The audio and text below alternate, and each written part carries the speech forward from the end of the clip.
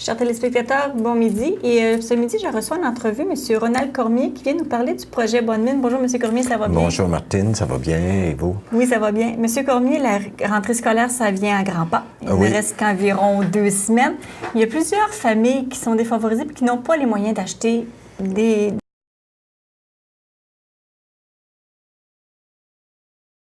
Exact. D'abord, je veux dire que en l'absence de M. Gilles Valois, qui est président de la Société Saint-Vincent-de-Paul et qui est en convalescence présentement, il m'a demandé de prendre parole pour parler du projet Bonne Mine, qui se réalise ici depuis déjà 15 ans.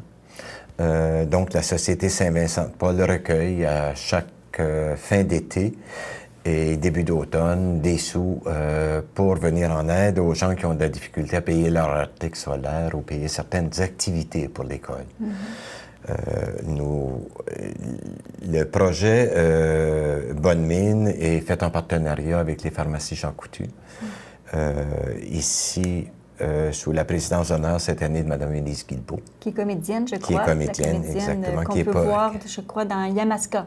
Exact. Dans Yamaska, c'est ça qui... Exact. Donc, ici, la Société Saint-Vincent-de-Paul organise toujours une collecte avec la collaboration de certains commerçants, en plus d'avoir des commerçants ou des gens d'affaires qui contribuent au projet Bonne Mine. Pour vous parler aussi de l'aide, type d'aide qui est apportée, la priorité est apportée au niveau de l'aide au matériel scolaire.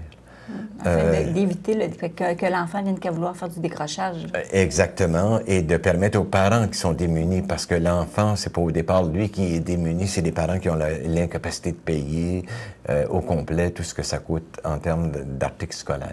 Puis Dieu sait que plus ça avance, plus que ça coûte cher aussi. Exact. Et les rentrées scolaires, on entend des parents même plus aisés se plaindre des coûts rattachés à la rentrée scolaire avec tout le matériel, même les vêtements. Lorsqu'on parle de 2 ou 3 paires d'espadrilles, lorsqu'on parle de certains vêtements pour les sports, d'autres pour d'autres activités, donc ça commence à coûter cher aux parents. Mais je crois que, est-ce que je me trompe peut-être, mais Jean Coutu, je crois que c'est quasiment depuis le début de l'opération Bonne Mine qui sont affiliés avec la Saint-Vincent-de-Paul. Dans les faits, le groupe Jean Coutu est affilié depuis les débuts, comme Hydro-Québec aussi l'est. Et ici, à Berthierville, les entreprises EBI contribuent à chaque année pour une grosse part de la collecte qui est faite avec Opération Bonne Mine.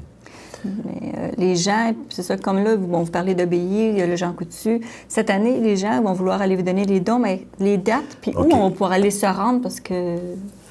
D'abord, il y aura des bénévoles au IEGA de Berthier et au Tigre Géant les 18 et 19 août prochains. Donc,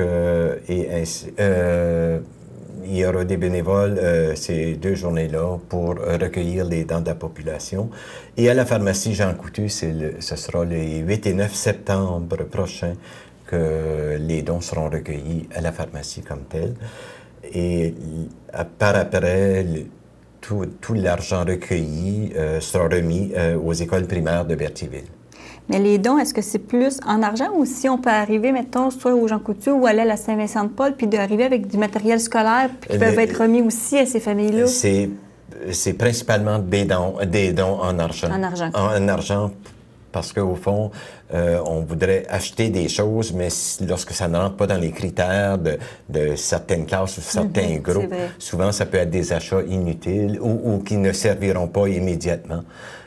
Par contre, lorsque les dons en argent sont fournis, sont donnés, là, il appartient à l'école de déterminer les besoins de l'enfant en fonction de son groupe au niveau de sa classe et du niveau dans lequel l'enfant est à ce moment-là. Avant d'entrer en ordre, vous m'avez parlé que le projet Bonne Mine, il est là en plusieurs volets. C'est quoi les volets qu'on retrouve qui est sous la direction de l'opération Bonne Mine? D'abord, il y a quand même le volet éducation qui est le premier volet. Il y a le volet culturel qui amène qui prévoit de payer des sorties culturelles ou des cours de formation ou certaines activités culturelles à des enfants qui n'ont pas le moyen de le faire.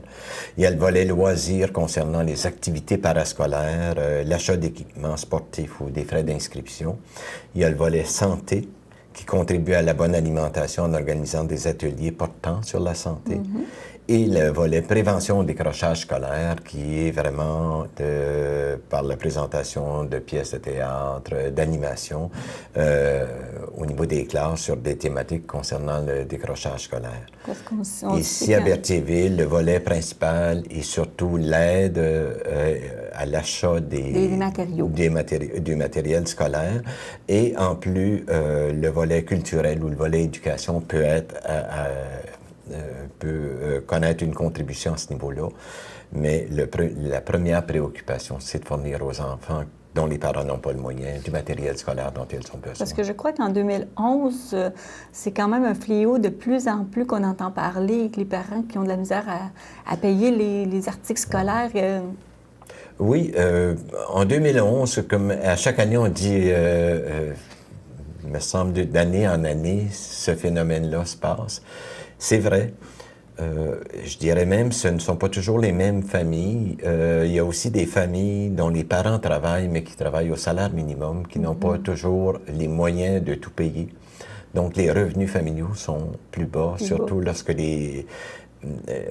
dit des gens bénéficient de l'aide sociale, mais il y a aussi les salariés, les bas salariés qui ont de la difficulté à payer tout ce que ça coûte. Il y a en tête des gens de compagnie qui travaillent dans des entreprises, mais qui sont rendus à du temps partagé à 4 jours semaine. Fait que c'est sûr que le salaire, qui est exemple peut-être de 300-400, baisse beaucoup dans une semaine. Ça paraît aussi quand arrive la rentrée scolaire.